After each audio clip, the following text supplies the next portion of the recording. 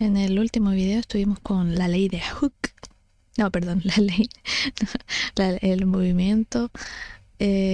¿Cómo se llamaba? Ya se me olvidó. El movimiento armónico simple. Y hoy toca la ley de Hooke. Del libro, como ya lo dije, 50 cosas que hay que saber sobre física de Joan.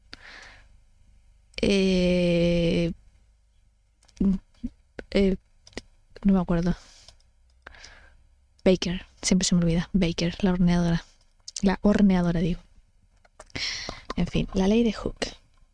Derivada originalmente del estiramiento de los muelles de los relojes, la ley de Hooke demuestra cómo se deforman los materiales cuando se les aplica una fuerza. Los materiales elásticos se estiran en proporción a la fuerza aplicada. Punto. O sea, si lo estiras, si le aplica más fuerza, más se estira y así viceversa. Contribuyente prolífico a la arquitectura, además de la ciencia, resulta extraño que Robert Hooke solo sea recordado por esta única ley. Pero, al igual que su descubridor, la ley de Hooke comprende numerosas disciplinas, siendo utilizadas en ingeniería y en construcción, así como en la ciencia de materiales. Ya me acuerdo por qué no me gustaba la ley de Hooke. Vamos. Cuando miras la hora en un reloj rotary... no hay que ver lo que dije. Cuando miras la hora en su reloj rotary, está en deuda con Robert Hooke, un polímata británico del siglo XVII que inventó no solo los mecanismos del resorte espiral en los relojes de pulsera y de pared, sino que también construyó el Bedlam y bautizó a las células en biología. Me sonaba, claro, es el mismo Hooke de las células, claro. Hooke era más un investigador que un matemático. Organizó demostraciones científicas en la Royal Society de Londres e inventó numerosos artefactos. Mientras trabajaba con muelles, descubrió la ley de Hooke, que dice que la magnitud de la extensión de un muelle es proporcional a la fuerza con la que lo estiramos. Así que si lo estiramos el doble de fuerte, se extenderá 2 veces más lejos. Elasticidad. Los materiales que obedecen a la ley de Hooke se denominan elásticos. Además de estirarse, los materiales elásticos retoman su posición original cuando deja de aplicarse la fuerza. Su estiramiento es reversible. Me parece que hasta cierto punto, si no se rompen. Las bandas de goma y los muelles de alambre rígido se comportan de este modo. En cambio, el chicle no. Se alarga si tiramos de él, pero continúa estirado cuando lo soltamos, claro. No es lo mismo un chicle que un resorte, por ejemplo. Muchos materiales se comportan de forma elástica dentro de una moderada variedad de fuerzas, pero si los estiramos demasiado se rompen o fallan, claro. Otros materiales son demasiado rígidos o flexibles para formar parte de la categoría de elásticos, como la cerámica o la arcilla. Claro, la cerámica no se puede decir que es elástica. O quizás, no. La arcilla, pues, la arcilla es plástica, ¿no? No elástica. No lo sé, no voy a inventar cosas hablar sin saber. De acuerdo con la ley de Hooke, al menos cuando está a temperatura natural, de acuerdo con la ley de Hooke, un material elástico siempre requiere la misma cantidad de fuerza para estirarse una longitud determinada. Esta fuerza característica depende de la rigidez del material, conocida como módulo elástico. Creo que el módulo elástico se expresa con la epsilon, ¿no? Mayúscula. No estoy segura. ¿Dónde iba? Módulo elástico. Un material rígido requiere Todavía estoy con el tema de la fotofobia, entonces estoy un poco alejada de la pantalla, por eso no veo bien. Un material rígido requiere una gran fuerza para extenderse. Los materiales con una rigidez muy alta incluyen sustancias duras como el diamante, el carburo de silicio y el tungsteno, wolframio. Materiales más flexibles incluyen las aleaciones de aluminio y la madera. Se dice que un material que se ha estirado experimenta una deformación. La deformación se define como el porcentaje de aumento en la longitud debido al estiramiento. La fuerza que se aplica por unidad del área también se conoce como tensión mecánica. La rigidez se define como la proporción entre tensión y deformación. Muchos materiales, incluyendo el acero, la fibra de carbono e incluso el vidrio, tienen un módulo elástico constante para deformaciones reducidas. y siguen por tanto la ley de Hooke. Cuando se construyen edificios, los arquitectos... A ver, de nuevo. Materiales como el acero, la fibra de carbono e incluso el vidrio tienen un módulo lógico constante. Okay. Cuando se construyen edificios, los arquitectos e ingenieros tienen en cuenta estas propiedades a fin de que cuando se aplican cargas pesadas a la estructura, ésta no se estire ni se combe. Bueno, a veces no sale muy bien, pero... Rebotar. La ley de Hooke no es solo para ingenieros. ¿Miles de qué? Chilenos, pensé que. Miles de mochileros confían cada año en la ley de Hooke cuando practican puenting, saltando desde una elevada plataforma atados a una cuerda elástica. La ley de Hooke indica al saltador cuánto se estirará la cuerda al experimentar la fuerza de su peso. Es absolutamente decisivo realizar este cálculo correctamente y utilizar una longitud adecuada de cuerda de tal forma que el cuerpo que cae bruscamente y se dirige hacia el suelo del cañón rebote antes de estrellarse contra él. Obviamente, si pones una cuerda que se estira demasiado, va a llegar literalmente más abajo del suelo y probablemente de ahí a juntarse con San Pedro. No, probablemente no, seguro. ¿Dónde iba? Ya. El puenting como deporte fue iniciado por algunos británicos temerarios que se lanzaron desde el puente colgante de Clifton en Bristol en 1979. Inspirado en un documental televisivo sobre los nativos de Vanuatu que saltaban desde una gran altura atados por los tobillos con lianas. Me acordé de la película de Luna Nueva de la saga de Crepúsculo, cuando los lobos se tiraban, o sea, no eran lobos, eran humanos, se tiraban desde un risco así hacia el mar. No tiene nada que ver, pero porque no están atados a una cuerda, pero bueno. Ya.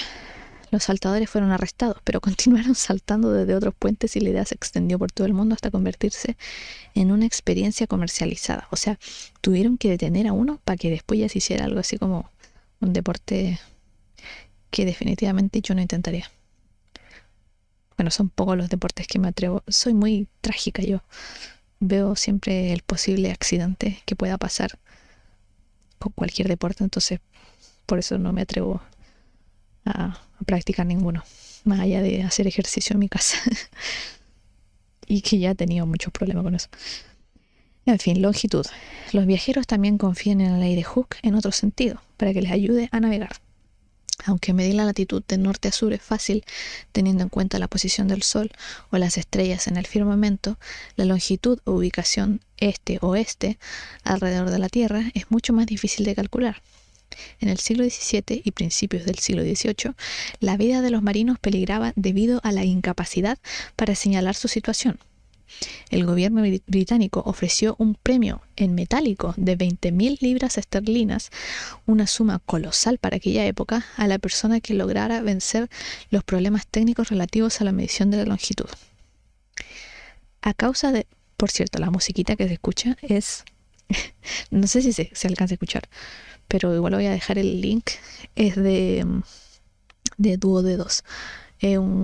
Bueno, el que lo hace es de un canal de YouTube que hace música, bueno, hace tutoriales y cosas, y además en Spotify tiene unas playlists de música sin derechos de autor que se pueden usar libremente, y la estoy usando ahora porque en el video anterior tuve problemas con la música que era con derecho. Entonces prefiero poner esta música, que además está buena y no me va a dar problema. Y lo que se escucha al fondo es mi perra. A causa de las diferencias horarias al viajar de este a oeste por el globo, la longitud se puede medir comparando la hora local en el mar, por ejemplo, al mediodía, con la hora de algún otro lugar conocido como Greenwich, en Londres. Greenwich está situado a 0 grados de longitud porque la hora fue determinada con relación al observatorio situado en esta ciudad. Claro, de ahí viene el meridiano. Actualmente se denomina tiempo medio de Greenwich. Todo esto está muy bien, pero ¿cómo sabemos qué hora es en Greenwich si nos encontramos en mitad del Atlántico? Igual sucede hoy en día si volamos de Londres a Nueva York y llevamos un reloj de pulsera con la hora de Londres. Claro, pero al principio del siglo XVIII, esto no era fácil. ¿Por el avión o por el reloj?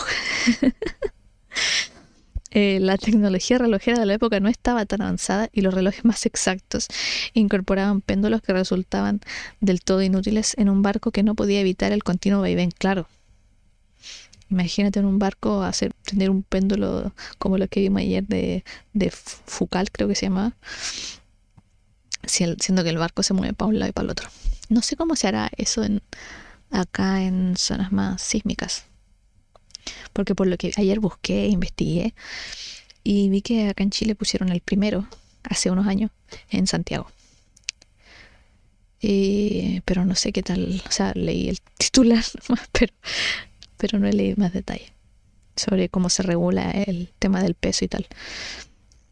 Como lo que decía que usaban peniques en el Big Ben. Me imagino que se seguirá haciendo lo mismo.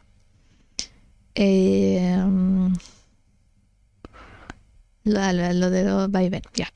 John Harrison, un relojero británico, inventó nuevos dispositivos que utilizaban pesos que se balanceaban sobre resortes en lugar de un péndulo que oscilaba. Pero en las pruebas realizadas en el mar ni siquiera estos resultaron muy convincentes. Un problema que planteaba el uso de resortes en los relojes eran los cambios en su estiramiento como la temperatura. Para los barcos que viajaban desde los trópicos hasta los polos resultaba muy poco práctico. Harrison dio con una solución nueva. Incorporó el reloj a una cinta bimetálica, elaborada con dos metales diferentes adheridos. Los dos metales, como bronce y acero, se expandían en cantidades diferentes cuando se calentaban, haciendo que la cinta se curvara. Incorporada al mecanismo del reloj, la cinta compensaba los cambios de temperatura. El nuevo reloj de Harrison, denominado cronómetro, ganó el premio metálico y resolvió el problema de la longitud. O sea, resolvió un problema y ganó platita. Muy bien.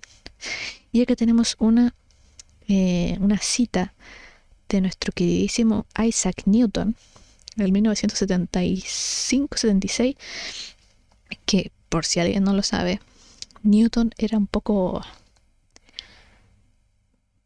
A ver, ¿cómo lo digo? Si Newton viviera a día de hoy, sería la típica señora que... Número uno, probablemente... A ver, podría ser dos cosas. O no tendría redes sociales, Newton, o las tendría y sería la típica señora que se pone a pelear con todo el mundo por los comentarios. Newton se peleaba con gente de su época, obviamente no iba a viajar a pelear con Einstein, pero se peleaba con otros científicos, era un poco conflictivo y bastante solitario. Entonces aquí tenemos una carta que le envió Newton a Hooke, que con un tono probablemente sarcástico, donde le dice: si he visto más lejos que otros, es por haberme subido a hombros de gigantes.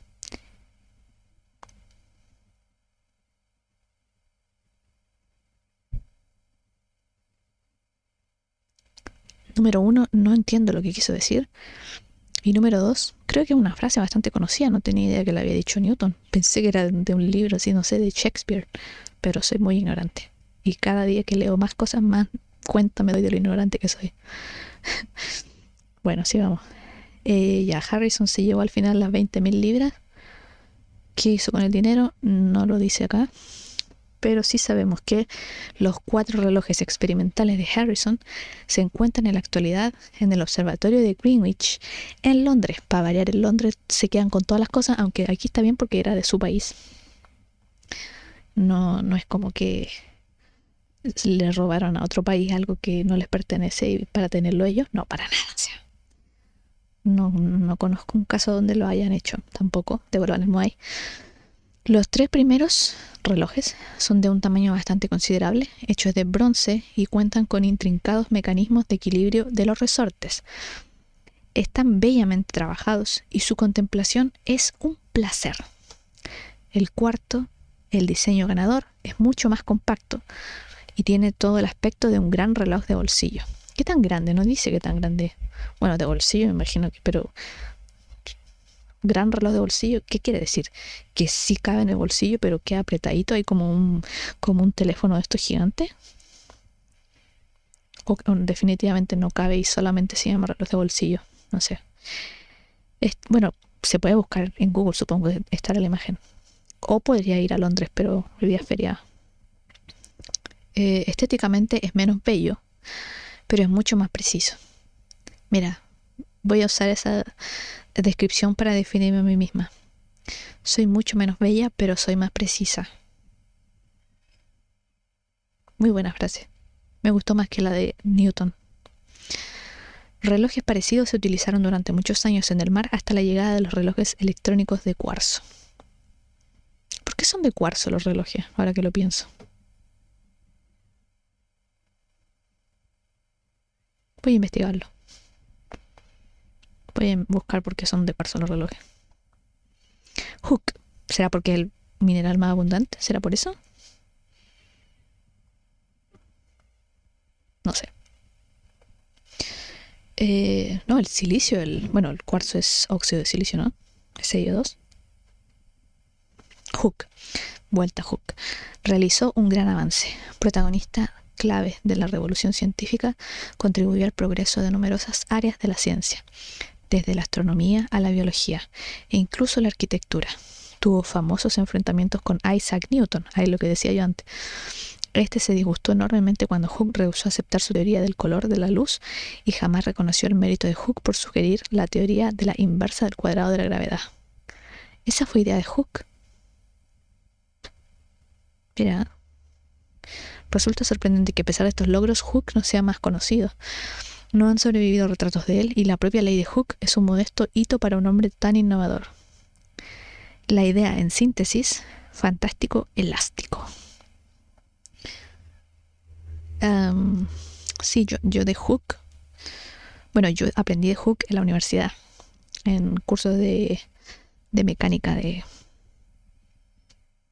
bueno, acá le dicen mecánica de materiales, pero en la universidad no me tenía otro nombre. Mecánica de sólidos, que es lo mismo. Y claro, había escuchado de Hooke antes en el colegio, en biología, por el tema de la célula, pero no sabía que era el mismo Hooke. No tenía idea, como son campos distintos, no tenía idea que era el mismo Hooke. Pero muy interesante. Bueno, ese es el capítulo de hoy, el capítulo 7. Y el capítulo que sigue es el capítulo de la ley de los gases ideales, que si no recuerdo mal es P por V es igual a N por R por T. Las unidades de medida no me acuerdo, porque siempre las tenía anotadas en alguna parte. Pero eso, para otro momento.